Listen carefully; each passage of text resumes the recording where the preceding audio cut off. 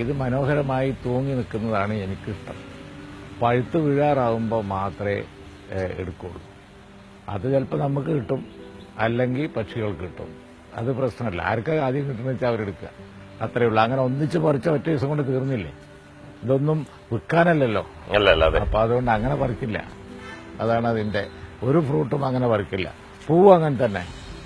പൂവ് നമ്മള് റൂമിൽ കൊണ്ടുപോയി വെക്കാൻ വേണ്ടി ചിലപ്പോൾ എടുത്തന്നിരിക്കും ഈ കൊന്നപ്പൂവ്. അപ്പൊ ഇതുപോലെ ഫ്ലവറുകൾ ധാരാളം ഉണ്ട് ഇവിടെ, പലതരം ഫ്ലവറുകൾ. അതൊന്നും അങ്ങനെ എടുക്കില്ല. ഇവിടെ കൊന്നപ്പൂ ഒരുപാട് സാധാരണ ഈ കൊന്നയുടെ ഒരു പന്തൽ തന്നെയാണ്, കണ്ടില്ലേ?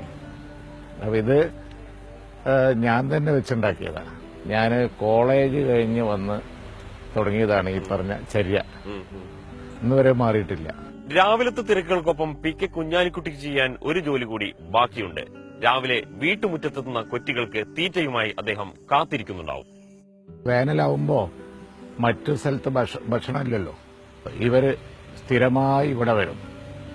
അപ്പൊ ഞാൻ അവർക്ക് പരൽമീൻ ശേഖരിച്ചിട്ട് കൊടുക്കുകയാണ്. ഇതിനകത്തുണ്ടാവും ഫിഷ്. ഇതിനകത്തുണ്ടെങ്കിൽ അവർ പിടിച്ചോളും. ഈ കൊക്ക എവിടുന്ന ഇത് വരുന്നത്? എങ്ങനെയാണ് ഇതിന്റെ ഒരു അത് മലപ്പുറത്ത് ഈ ആൽമരമുണ്ട്, അവിടെ താമസിക്കുന്നവരാണ് ഇവര്. ദിവസം രാവിലെ ആ പുഴയിലൂടെ നേരെ ഇങ്ങനെ വന്ന് ഇവിടെ ഇറങ്ങും. 6 മണിയായാൽ എല്ലാവരും ഇവിടെ ഉണ്ടാവും. അത് എല്ലാ ദിവസവും ഒരു മിനിറ്റ് പോലും വൈകില്ല. ഞാൻ ഇറങ്ങുന്ന സമയത്ത് അവരിവിടെ വന്ന് വെയിറ്റ് ചെയ്യും. അവർക്ക് മോർണിംഗ് ബ്രേക്ക്ഫാസ്റ്റ്, അത് കഴിഞ്ഞാൽ പിന്നെ അവർ ഇവിടെ തന്നെ വൈകുന്നേരം വരെ ഇങ്ങനെ ഉണ്ടാവും. അത് കഴിഞ്ഞ് 6 മണി വൈകുന്നേരം അസ്തമനം, അതാണ് അവരുടെ സമയം.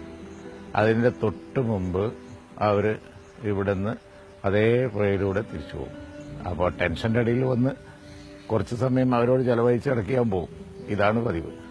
ഇതിപ്പോ ഈ കുഞ്ഞാലിക്കുട്ടി സാഹിബ് ഇവിടെ ഇല്ലാത്ത സമയത്ത് ഈ കൊറ്റികളുടെ കാര്യം എങ്ങനെ ആരാ നോക്കുക? അതൊക്കെ പരിപാലനമൊക്കെ ഇവിടെ കാര്യങ്ങളൊക്കെ കൊണ്ട് നടക്കുന്ന ജോലി ചെയ്യുന്ന ആളുകളുണ്ട്, അവർ നോക്കും. പിന്നെ വൈഫ് ഇറങ്ങി വന്ന് നോക്കും. ഇവരൊക്കെ ഉണ്ട്.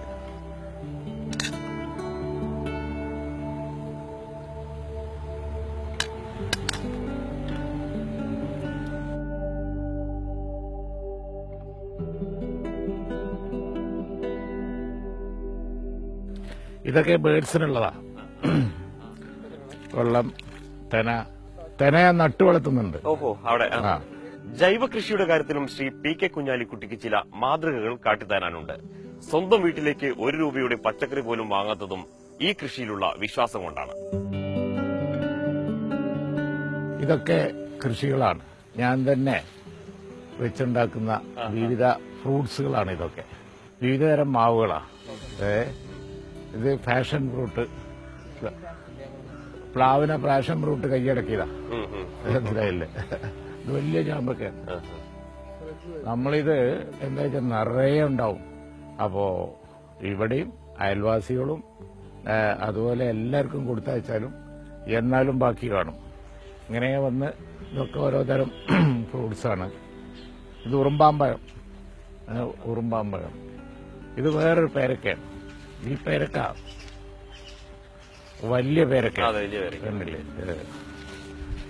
ഇതെല്ലായ്പ്പോഴും ഫ്രൂട്ട് ഉണ്ടാവും. വലിയ തരം പേരക്കയാണ്.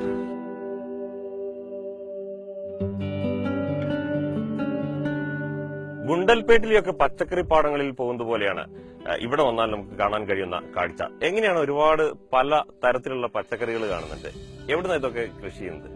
നമ്മൾ തമിഴ്നാട്ടിലുണ്ടാക്കുന്ന അല്ലെങ്കിൽ അയൽ സംസ്ഥാനങ്ങൾ ഉണ്ടാക്കുന്ന എല്ലാ പച്ചക്കറികളും ഇവിടെ ഉണ്ടാക്കാം. അത്ര അധികം സ്ഥലമൊന്നും വേണ്ട. ഇതൊക്കെ പലതരം മുളകുകളാണ്. അതുപോലെ തന്നെ അപ്പുറത്ത് കാണുന്നത് കടലയാണ്. അതിന്റെ അപ്പുറത്ത് കാണുന്നതൊക്കെ പലതരത്തിലുള്ള ധാന്യങ്ങളാണ്. അങ്ങോട്ട് നോക്കിക്കഴിഞ്ഞാൽ പിന്നെ വെണ്ട, അതേപോലെ തന്നെ തക്കാളി, ചിരങ്ങ, അതുപോലെ തന്നെ പടവലങ്ങ, ഇങ്ങനെയുള്ള എല്ലാ കൃഷികളും ഉണ്ട്. മുള്ളഞ്ഞക്ക ഇപ്പോ ഇതാ കണ്ടോ? സാധാരണ നമ്മൾ കാണുന്നത് ചെറുതാണ്. ഇത് വലിയതാ.